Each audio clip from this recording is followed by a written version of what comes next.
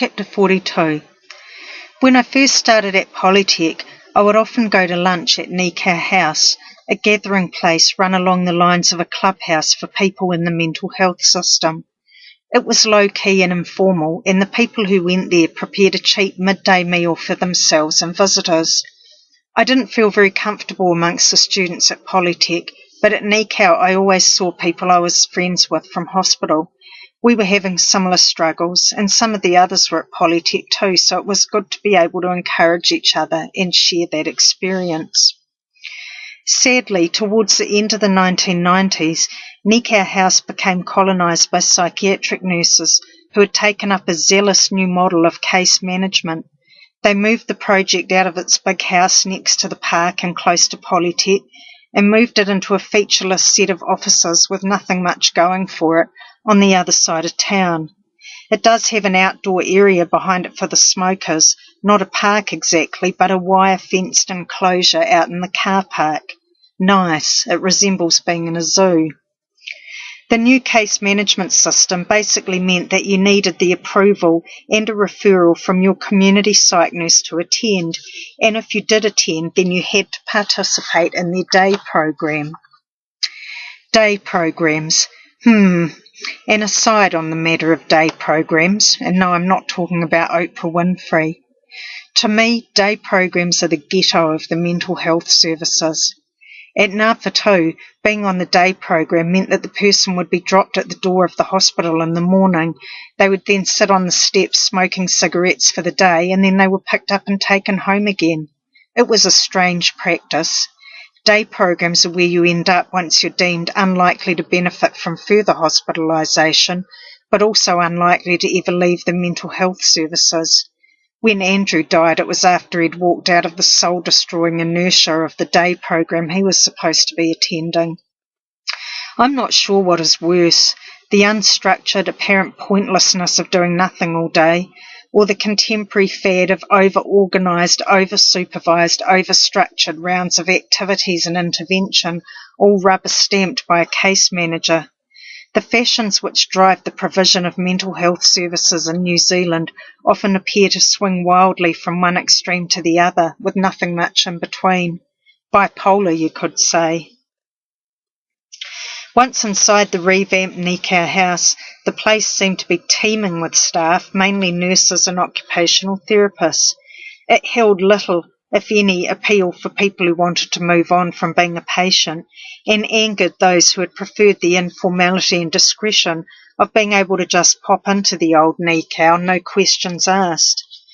Those involved in the fledgling but increasingly politicised consumer movement were beginning to feel restless and uncomfortable with the seeming constant supervision of mental health workers and the straitjacket of being managed.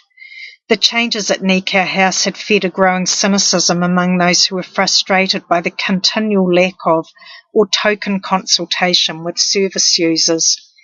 People felt excluded from the process of dismantling the old structure, which they felt some ownership of, and the creation of the new system, which appeared to be simply another example of staff doing what they thought would be best. Hence another bureaucratic structure was born, and the oppressive reach of the psychiatric system extended still further into people's lives. These tensions became the springboard for the formation of the first consumer-developed centre in Nelson.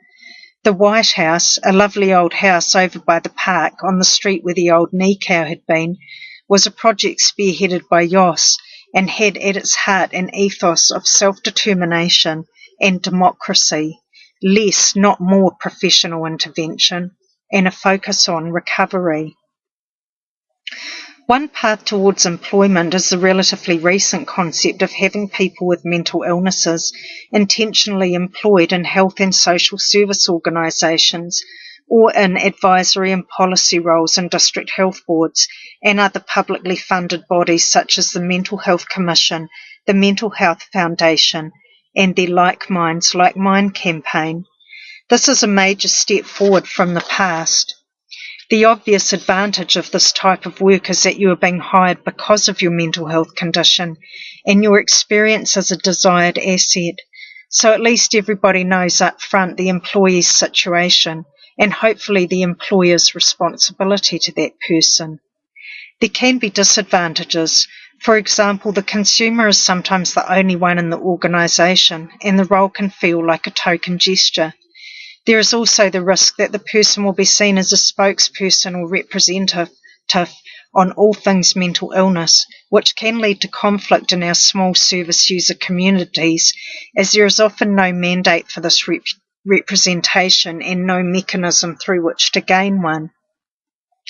The enduring success of the White House in Nelson led to the development of other consumer-led projects and employment options. Yoss went on to develop Compass, a peer advocacy service run entirely by mental health service users.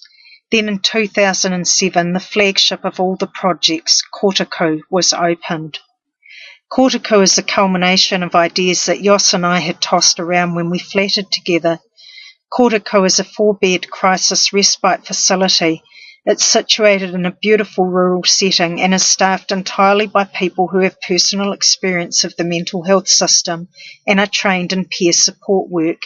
Its kaupapa is simple: feed people, give them a warm bed, someone to talk to, and provide an alcohol and drug-free refuge.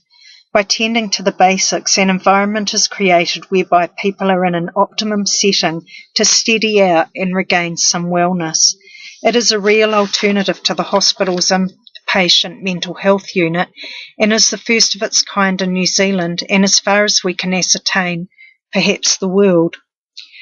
These initiatives have created real employment opportunities and career paths where none existed.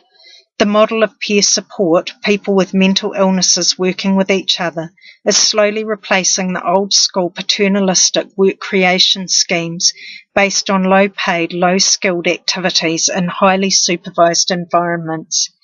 And it is producing significant results in both the health and financial welfare of the people involved. These are models for our future.